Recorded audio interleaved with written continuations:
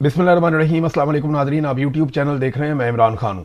Iran की और America की इसराइल की जंग के सिलसिले में आज एक इंतहाई अहम तरीन दिन है। अमरीकी मुज़ाकरात का जो वफ्द है वो पाकिस्तान में पहुँच गया है। ईरानी मुज़ाकरातकार जो हैं वो भी इस्लामाबाद में पहुँच गए हैं। अमरीकी वफद में कौन कौन है? उसमें जेडी वेंस हैं, स्टीव विटकॉफ है और जेरेड कुशनर है।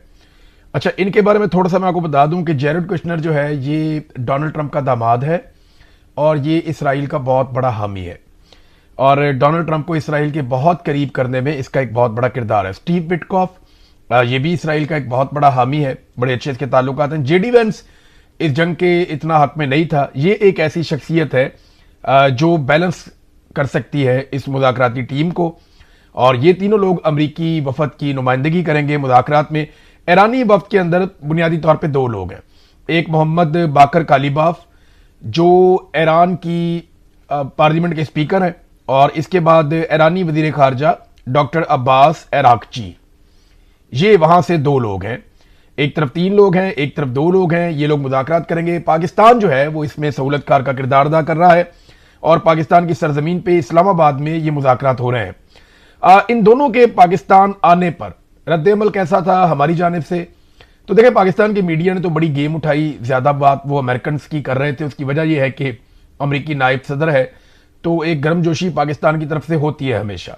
हमें लगता है वो दुनिया का सबसे क्योंकि ताकतवर मुल्क है, उनके पास पैसा वैसा बहुत है। हमारी पॉलिसी भी वहां से अक्सर बन के आती है, लिहाजा बड़ी जबरदस्त शानदार कवरेज और शानदार तबसरे जो है वो अमरीकी जो वफद है उसके हवाले से हो रहे थे। लेकिन जैसे ही ईरानी वफद पाकिस्तान पहुंचा तो पाकिस्तानी अवाम की जानिब से सोशल मीडिया पे जिस तरह का इस्तकबाल और जिस तरह की बातचीत ईरानी वफद के हवाले से हुई, अमेरिकन को उनका 10% भी नहीं मिला। यानी पाकिस्तानियों की जानिब से सबसे ज्यादा जो इस्तकबाल किया गया और जो खुशामदीद कहा गया वो ईरानी वफद को कहा गया। वैसे भी वो जंग को जीत कर आ रहे हैं, उनके पास ये तासुर है कि वो जंग को जीतते हुए हैं, और ये तासुर मैं अपनी जाती पसंद या नापसंद पे नहीं कह रहा। ये अमेरिकन जो लोग तबसरा कर रहे हैं उनका भी ये कहना है कि ईरान जो है वो अमेरिका से ज्यादा बेहतर परफॉर्म कर गया है इस लड़ाई में। इसराइल और अमेरिका का उसने बहुत नुकसान किया है, और कमजोर होने के बावजूद, एक गरीब मुल्क होने के बावजूद, वसाइल की कमी के बावजूद ईरान ने जिस किस्म की लड़ाई लड़ी है वो तारीख में एक मिसाल के तौर पर याद रखी जाएगी। अब दोनों ममालिक ने जबरदस्त किस्म की जंग लड़ी है, मगर दोनों की जानिब से कोई भी फौजी नहीं आया। दोनों जानिब से सियासी लोग आए हैं, कोई फौजी नहीं आया दोनों तरफ से, क्योंकि दोनों ये जानते हैं कि फौज का काम सिर्फ और सिर्फ लड़ाई करना है, हुक्म की तामील करना है। मुज़ाकरात और पॉलिसी बनाने जैसे जो अहम मामलात हैं वो फौजियों को नहीं दिए जा सकते क्योंकि वो खराब हो जाते हैं। तो दोनों तरफ से कोई फौजी नहीं आया, और दोनों में से दबाव किस पर ज्यादा है ये बहुत इंपॉर्टेंट है, और ये साबित कर रहे हैं दोनों के बयानात। पहले आप बयानात देखें। मुझे ऐसा लगता है कि अमेरिका बहुत दबाव में है। अमेरिका की जो क़यादत है वो बड़ी फ्रस्ट्रेशन में भी है, बड़े दबाव में भी है। उसकी वजह मैं आपको बताता हूं। देखिए, बिल्कुल साफ है, यहां उनके बयानात हैं, आपको यहां से साबित हो जाएगा। पहले आप डोनाल्ड ट्रंप को देख लें। मुज़ाकरात कामयाब ना हुए तो पहले से ज्यादा शिद्दत के साथ फौजी कार्रवाइयां शुरू कर देंगे, डोनाल्ड ट्रंप ने धमकी लगाई है, और ज्यादा शिद्दत के साथ हम कार्रवाई करेंगे। अमरीकी जरीदे न्यूयॉर्क पोस्ट से टेलीफोनिक बात की है डोनाल्ड ट्रंप ने, और उन्होंने कहा कि जल्द पता चल जाएगा कि अगले 24 घंटों में ही हमें यह समझ आ जाएगी कि मुज़ाकरात कामयाब होते हैं या नहीं होते। अगर नहीं होते तो फिर हम बड़ी शदीद कार्रवाइयां करेंगे। साथ उन्होंने एक सोशल मीडिया पे पैगाम भी लिखा कि दुनिया का सबसे ताकतवर रीसेट। इस हवाले से अमेरिकी मीडिया ने कहा कि सदर ट्रंप के ये जुमले ईरान से मुज़ाकरात के हवाले से हैं। डोनाल्ड ट्रंप ने एक ट्वीट भी किया। उन्होंने कहा, the Iranians don't seem to realise they have no cards. ईरानियों को इस बात का अंदाजा नहीं है कि उनके पास कोई ऑप्शन नहीं है other than a short term extortion of the world by using international waterways. कि जनाब वो बैन अवी पानियों को इस्तेमाल करके एक्सटॉर्शन या एक इलीगल किस्म का मनी तो ले सकते हैं, पैसा तो इकट्ठा कर सकते हैं, लेकिन ईरान के पास कोई चॉइस नहीं है, कोई कार्ड्स नहीं है। ये डोनाल्ड ट्रंप ने दावा किया, और ईरानी इसको नहीं जानते, ये भी उसने कहा। फिर डोनाल्ड ट्रंप ने कहा, the only reason they are alive today is to negotiate. आज उनके जिंदा होने की वाहिद रीजन जो है वो मुज़ाकरात है। यानी आज वो इसलिए जिंदा है कि वो मुज़ाकरात कर रहे हैं। ये बड़ी धमकी हमें इस ट्वीट है। देखिए, यहां से पता चलता है डोनाल्ड ट्रंप पे कितना दबाव है, अमेरिका के अंदर, अमेरिका के बाहर, हर तरफ। اور سی این این نے یہ رپورٹ کیا ہے مبینہ طور پہ کہ وہاں ڈونلڈ ٹرمپ اور نیتن یاہو کے بیچ میں بھی بڑی سختی چل رہی ہے.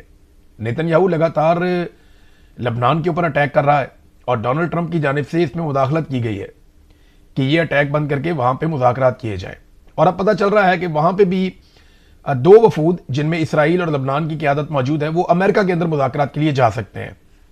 سٹیو وٹکوف کی طرف سے کوئی سٹیٹمنٹ نہیں ہے ابھی ہمارے پاس, یہ امپورٹنٹ آدمی ہے اس ریجن کا, لیکن جے ڈی وینس کا ایک سٹیٹمنٹ ہے اگر ایران نے سنجیدگی کا مظاہرہ نہ کیا, چالاکی کی کوشش کی, تو امریکی مذاکراتی ٹیم مثبت رد عمل نہیں دے گی.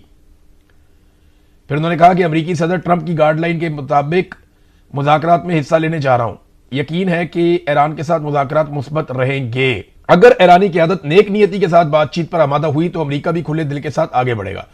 اب دیکھیں یہاں پہ نا اف اینڈ بٹس ہیں, یہاں پہ کنفیوژن ہے. ایران کی جانب سے کنفیوژن نہیں ہے, وہ بڑا کلیئرٹی کے ساتھ آ رہے ہیں. یہ آپ اگر کالیباف کا سٹیٹمنٹ دیکھیں, یہ انہوں نے خود ٹویٹ کر کے بتایا. جو مذاکرات کی کمیٹی ایران کی جانب سے آئی ہے 2 رکنی, اس میں جو سربراہ ہیں وہ محمد باقر کالیباف ہیں. انہوں نے کہا کہ 2 ایسے اقدامات ہیں جو ہونے چاہیے تھے اور یہ جنگ بندی کے مذاکرات سے پہلے ہونے چاہیے تھے, اور یہ شرائط تھیں. مذاکرات سے قبل جنگ بندی کی 2 شرائط پر عمل درآمد ضروری ہے, یعنی مذاکرات سے پہلے ان پہ عمل درآمد ہونا چاہیے. نمبر 1, لبنان میں جنگ بندی, کہ لبنان کے اوپر بالکل اسرائیل کا اٹیک ختم ہو جائے. اگر مذاکرات کرنے ہیں تو اس سے پہلے یہ حملہ بند ہونا چاہیے. نمبر 2, انہوں نے کہا منجمد ایرانی اثاثوں کی بحالی.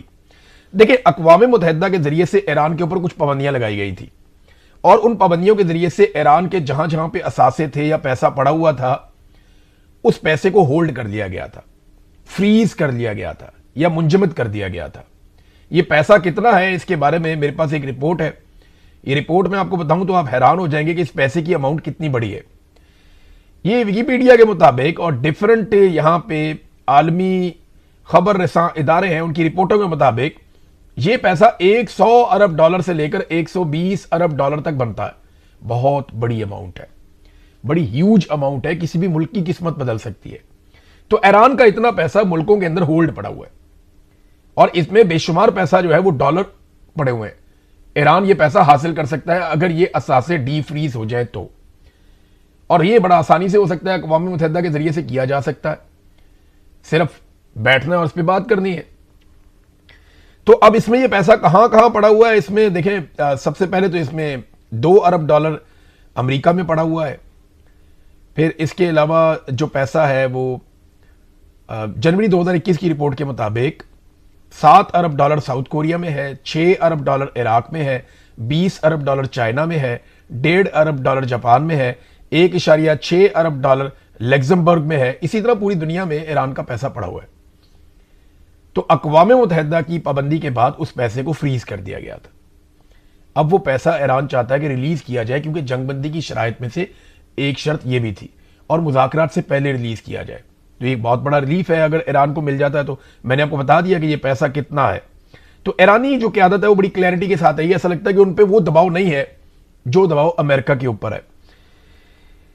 ایرانی وفد جس طیارے میں تھا نا, وہاں کچھ بڑے بہت ہی جذباتی مناظر تھے. یہ ایک تصویر آپ دیکھیں, یہ محمد کالیباف نے اپنے ٹویٹر سے اس کو شیئر کیا, اور انہوں نے اس میں لکھا مائی کمپینینز آن دس فلائٹ. اس فلائٹ میں جو پاکستان مذاکرات کے لیے جا رہی ہے, اس میں میرے ساتھی ہیں, ان سے ملیے. انہوں نے اپنے ساتھیوں سے ملاقات کروائی کہ وہ کون لوگ ہیں جن کے ساتھ وہ ٹریول کرنے جا رہے ہیں. ساتھ انہوں نے آگے لکھا مناب 168. مناب کا جو اسکول تھا نا, وہاں پہ 168 بچے, معصوم بچے شہید ہو گئے تھے.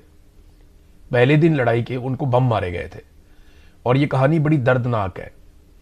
یہ ڈرونز کو, سیٹلائٹ کو پتہ چل رہا تھا وہاں بچے اکٹھے ہو رہے ہیں, اور پھر دوبارہ دھماکے کیے جا رہے تھے. جو امریکنز نے بتایا وہ بہت خوفناک ہے. ڈونلڈ ٹرمپ نے پہلے اس کا الزام لگا دیا ایران پہ, اور بعد میں اس کو غلطی قرار دیا. لیکن یہ ایک جنگی جرم ہے, اس کے اوپر بات ہونی چاہیے. تو یہاں پہ یہ جو ٹریول کیا انہوں نے, یہ تصویریں ہیں ان بچوں کی جو مناب اسکول کے اندر شہید ہو گئے. ان کے بستے ہیں جلے ہوئے, پھٹے ہوئے. ان کی کتابیں ہیں, ان کے پھول ہیں ساتھ پڑے ہوئے, ان کو ایک ایک پھول بھی ان کے آگے رکھا ہوا ہے بچوں کے. یہ بچے شہید ہو گئے, بڑے پیارے بچے ہیں چھوٹے چھوٹے. یہ تصویر بڑی تکلیف دہ ہے. ایک چھوٹی سی ویڈیو ہے جس میں ان کا چہرہ دکھائی دے رہا ہے کالی باف کا, اور ایسا لگتا ہے کہ ان کی آنکھوں میں بڑا درد ہے, بڑی تکلیف ہے. ہمارے جب پاکستان میں یہ انسیڈنٹ ہوا تھا نا اے پی ایس کا, تو ہم پوری قوم ہل گئے تھے, ہمیں بڑی تکلیف ہوئی تھی, اور ہم سب کو لگتا تھا کہ پتہ نہیں اب ہم کیا کر دیں گے. تو ایران میں یہ ویسا انسیڈنٹ ہے تو ہمیں سمجھنا چاہیے, یا ہم بہتر سمجھ سکتے ہیں کہ اس کی تکلیف کتنی ہوتی ہے. بچے اسکول گئے پڑھنے کے لیے, یہ 12 سال تک کی عمر کے بچے تھے, 7 سے 12 سال. تو وہ تکلیف ان کے چہرے پہ کالی باف کے نظر آ رہی تھی. اور ان بچوں کے ساتھ اگر وہ آئے ہیں تو وہ اپنا حق چھوڑ کے جانے والے تو نہیں ہیں, جو مجھے لگتا ہے. تو یہ بڑی ایک جذباتی مناظر تھے. پھر جب وہ پاکستان پہنچے تو ان کی ویڈیوز دکھائی دیں ایئرپورٹ پہ. آرمی چیف ان کو لینے کے لیے گئے, اسحاق ڈار ان کو لینے کے لیے گئے, باقی لوگ لینے کے لیے گئے. دیکھیں حالات کیسے بدل جاتے ہیں. کل تک اسی ایران کے صحافیوں کو منع کیا جا رہا تھا کہ ان کو میڈیا پہ نہ لیا جائے, اور ایران کے خلاف پاکستانی صحافیوں کو خبریں فیڈ کی جا رہی تھی کہ آپ یہ خبریں دیں. تھوڑے دن پہلے تک یہی آرمی چیف جب سعودی عرب میں جا کے وہاں کے وزیر دفاع سے ملے تو یہ خبریں باقاعدہ میڈیا پر چلوائی گئیں جان بوجھ کر ٹاؤٹوں کے ذریعے سے کہ آرمی چیف کامبیٹ یونیفارم پہن کر گئے ہیں, جو جنگ میں اترنے کا اعلان یا اشارہ ہے کہ پاکستان پوری طاقت سے یہاں پہ کھڑا ہو جائے گا, اور کامبیٹ یونیفارم کے اندر گئے ہیں, یہ ایک بہت بڑا اشارہ ہے, یہ ایک بہت بڑی علامت ہے. اس قسم کی باتیں کی گئی تھی. آج اسی ایرانی وفد کو جو ہے وہ استقبال کرنے کے لیے آرمی چیف گئے. دیکھیں سیاست دانوں کی پالیسی ہمیشہ بہت بہتر ہوتی ہے. یہ عمران خان کی پالیسی تھی. 2019 میں عمران خان نے پوری قوم کو سمجھایا اور پوری دنیا کو سمجھایا کہ لڑائی میں مسئلے کا حل نہیں ہے, بیٹھ کر بات کرتے ہیں. عمران خان نے ثالثی بھی کروائی سعودی عرب اور ایران کے حوالے سے, آپ کو یاد ہوگا.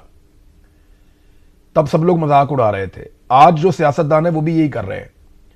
تو جب سیاستدان کوئی فیصلہ کرتا ہے یا سیاستدان کسی معاملے کو دیکھتا ہے نا, تو بڑا شاندار حل سیاستدان نکالتے ہیں. اسی لیے ایران نے اور امریکہ نے سیاستدانوں کو بھیجا ہے, جرنیلوں کو نہیں بھیجا. جرنیلوں کو انہوں نے میدان جنگ میں بھیجا ہے, لیکن ہمارے یہاں پہ جب جرنیل فیصلہ کرتے ہیں تو غلط فیصلہ کر دیتے ہیں. میرے خیال میں پاکستانیوں کو اس سے سیکھنا چاہیے, اور افغانستان کے ساتھ ہمارے جو تنازعات ہیں یا جو انڈیا کے ساتھ ہمارے تنازعات ہیں وہ سیاستدان بیٹھ کر حل کریں, جرنیلوں کو اس میں سے باہر نکالیں. یہ حساس معاملات ہیں, وہ ان کی نزاکت کو نہیں سمجھتے. تو سیاستدان ان معاملات کو دیکھیں, اچھے طریقے سے دیکھیں. جہاں مشورہ کرنا ہے کسی انسٹیٹیوشن سے کہ ہماری طاقت کتنی ہے, ہم کتنا کر سکتے ہیں, کتنا نہیں کر سکتے, وہ ضرور کریں, لیکن انوالومنٹ اتنی رکھیں جتنی ان کی آئین کے مطابق ہے. تو آپ دیکھیے گا انڈیا کے ساتھ یا چائنا کے ساتھ یا افغانستان کے ساتھ ہمارے معاملات اچھے ہونا شروع ہو جائیں گے, ہمیں اس کا فائدہ ہوگا, جیسا کہ باقی وہ ممالک کرتے ہیں. تو یہ اس میں بہت سارا کچھ ہے سیکھنے کے لیے, ہمیں یہ سیکھنا چاہیے. لڑائی میں ہمارے فوجی آفیسر بہت اچھے ہوتے ہیں اور وہ ہم اپریشیٹ کرتے ہیں. اپنے کام میں وہ لوگ ماہر ہیں, وہ اپنا کام اچھا کر لیتے ہیں, اچھی بات ہے, وہ کام کرنا بھی چاہیے انہیں, اسی کی انہیں تنخواہ ملتی ہے, اسی کے لیے ان کو عزت ملتی ہے. یہ دوسرے کام جو ہے نا اس میں ان کو زحمت نہ دی جائے تو زیادہ اچھی بات ہے. اب آ جائے ناظرین نے ایک اور خبر کی طرف, خواجہ آصف صاحب کا ٹویٹ ڈیلیٹ ہو جانا. دیکھیں اس پہ نا خواجہ آصف صاحب پہ بہت تنقید ہو رہی ہے, بہت زیادہ ان کے اوپر تنقید ہوئی ہے پاکستان کے سوشل میڈیا میں, اور یہ کہا جا رہا ہے کہ خواجہ آصف کو ٹویٹ کرنا نہیں چاہیے تھا, اگر انہوں نے کیا تو پھر انہیں ڈیلیٹ نہیں کرنا چاہیے تھا, اس سے بہت شرمندگی ہوتی ہے. خواجہ آصف نے یہ ٹویٹ کیوں کیا؟ دیکھیں آج مذاکرات کے لیے سارے مذاکرات کار پاکستان پہنچ رہے ہیں, امریکنز بھی آ رہے ہیں, ایرانی بھی آ رہے ہیں, اور پاکستان جو ہے وہ بیچ میں ایک ایسا کردار ادا کر رہا ہے کہ ہم پلیٹ فارم دے رہے ہیں کہ یہاں پہ بیٹھ کے آپ لوگ مذاکرات کر لیں, ہم سہولت دے رہے ہیں. یہی پاکستان کا رول ہونا چاہیے تھا. خواجہ آصف صاحب کو اپنے ملک کی پالیسی کا پتہ ہونا چاہیے, انہیں پتہ ہونا چاہیے کہ ان کی فوج کیا سوچ رہی ہے, ان کا وزیر اعظم کیا سوچ رہا ہے, کیونکہ وہ ایک ہائبرڈ نظام چلا رہے ہیں نا پاکستان میں, تو ان کو آئیڈیا ہونا چاہیے کہ نظام کے دماغ میں کیا چل رہا ہے, وہ اس کا حصہ ہے. تو اس حساب سے وہ ٹویٹ کریں, جتنی چادر ہے اتنے پاؤں پھیلائیں, اپنی اوقات دیکھ کے اس کے مطابق بات کریں. خواجہ آصف صاحب نے لمبی چھلانگ ماری اور پھر جس طرح ان کی ٹویٹ ڈیلیٹ کروائی گئی, یہ بڑا افسوسناک ہے, بہت تکلیف دہ. پی ایم ایل این دیکھیں وہ یہ دعویٰ کرتے ہیں کہ یہ ڈیلیٹ کر دیا ایکس نے خود ہی, لیکن بہت سارے لوگ ثبوت لا کر دکھا رہے ہیں کہ نہیں جی انہوں نے ڈیلیٹ خود خواجہ آصف صاحب نے خود کی ہے. اور کچھ لوگ تو بہت عجیب عجیب دعوے کر رہے ہیں. ایک جرنلسٹ نے انہوں نے مجھے فون کیا, انہوں نے کہا عمران بھائی معاملہ یہ نہیں ہے کہ ٹویٹ ڈیلیٹ ہوئی ہے, جس طریقے سے ڈیلیٹ کروائی گئی ہے اتنے عمر رسیدہ سیاستدان سے اس طریقے سے یہ کام کروانا یہ نامناسب ہے, یہ نہیں ہونا چاہیے تھا. جو باتیں انہوں نے مجھے بتائی مجھے ان کی بہت تکلیف ہے. میں نہیں چاہتا کہ کسی نے جو مجھے باتیں بتائی ہیں وہ بڑی تکلیف دہ باتیں ہیں. خواجہ آصف سے آپ کے لاکھ اختلافات ہو سکتے ہیں لیکن اس طرح بات کرنی نہیں چاہیے. جس نے مجھے بتائی ہے وہ بات مجھے سن کے اچھا نہیں لگا. اب مجھے نہیں پتا کہ وہ حقیقت کس لیول تک ہے, لیکن ان کا دعویٰ یہ تھا کہ میں الفن کہتا ہوں کہ یہ معاملہ ایسے ہوا. بہرحال خواجہ صاحب کو ٹویٹ نہیں کرنا چاہیے تھا, انہیں پتا ہونا چاہیے تھا کہ ان کی گورنمنٹ کیا سوچ رہی ہے, کیا کرنا چاہ رہی ہے اور کتنا کرنا چاہ رہی ہے. اس سے آگے نہیں جانا چاہیے تھا. میری ایک اور خبر کی تصدیق ہوئی. جیسا کہ پہلے برطانیہ کے اور امریکہ کے معتبر ترین اداروں نے میری خبر کی تصدیق کی کہ جو شہباز شریف نے ٹویٹ کیا تھا کاپی پیسٹ وہ وائٹ ہاؤس سے آیا تھا اور اس کی اپروول بھی وائٹ ہاؤس سے آئی تھی. اس کی تصدیق ہو گئی. ایک اور خبر کی تصدیق ہو گئی. میں نے آپ کو کہا تھا نا کہ پاکستانی میڈیا کو منع کیا گیا ہے کہ ایرانی صحافیوں کو آپ نے اپنے پروگرامز میں نہیں لینا, گریز کرنا ہے. تو اس پہ اب ایک ایرانی صحافی ہیں, انہوں نے تصدیق کر دی. میری اس خبر کی بھی تصدیق ہو گئی. ایرانی صحافی جان حسین نے یہ انکشاف کر دیا کہ ایرانی صحافیوں کی پاکستانی میڈیا کے اوپر آلموسٹ پابندی ہے اور مجھے اپنے پروگرام میں کئی لوگ نہیں لے سکتے. جن لوگوں نے لیا ہوا تھا انہوں نے مجھے پروگرام میں کینسل بھی کر دیا. تو سیاست.pk نے ان کے ساتھ, وہاں پہ وقار صاحب ہیں بڑے اچھے جرنلسٹ ہیں, انہوں نے ان کے ساتھ ایک انٹرویو کیا. اس میں انہوں نے دوبارہ سے یہی والی بات کی ہے. ناظرین, پاکستان نے جب پیٹرول کی قیمتیں بڑھائی تھی تو فوری طور پہ بڑھا دی تھی اور بہت زیادہ بڑھا دی تھی. لیکن اب جب پاکستان پیٹرول کی قیمتیں کم کرنے کا وقت آیا, عالمی منڈی میں نیچے چلی گئی ہیں نا, تو جب عالمی منڈی میں پیٹرول کی قیمتیں کافی نیچے چلی گئی ہیں تو پاکستان میں بھی فوراً کم ہونی چاہیے تھی. جیسے فوراً بڑھا دی تھی ویسے ہی فوراً کم بھی ہونی چاہیے. لیکن کم انتہائی سست رفتاری سے کر رہے ہیں تاکہ جتنا زیادہ مال لپیٹ سکتے ہیں پاکستانیوں سے, جتنی لوٹ مار کر سکتے ہیں وہ لوٹ مار کر لیں. وجہ پتہ کیا ہے؟ کیونکہ پاکستان میں نظام زندگی مفلوج ہے, پاکستان میں معیشت کا پہیہ نہیں چل رہا. تو ان کے دماغ میں یہ ہوتا ہے کہ خسارہ پورا کرنا ہے کہیں سے بھی کر لو. کیونکہ عمران خان صاحب کے دور حکومت میں جتنا خسارہ تھا آج اس سے دگنا خسارہ ہے. میں نے ڈیٹا آپ کے سامنے ایک دن پہلے رکھا تھا. تو اب ہوا یہ ہے کہ جنگ سے پہلے جو پیٹرول کی قیمت تھی وہ 258 تھی اور آج انہوں نے کم کرنے کی خوشخبری سنائی ہے تو آج بھی قیمت 366 ہے, یعنی اس سے تو بہت زیادہ ہے. بھئی اگر عالمی منڈی میں کم ہو گئی تو آپ بھی کم کر لیں. عمران خان کے دور میں جتنا مہنگا تھا وہ تو آج تک نہیں ہوا, تو آپ کو چاہیے عمران خان کے دور سے سستا کریں.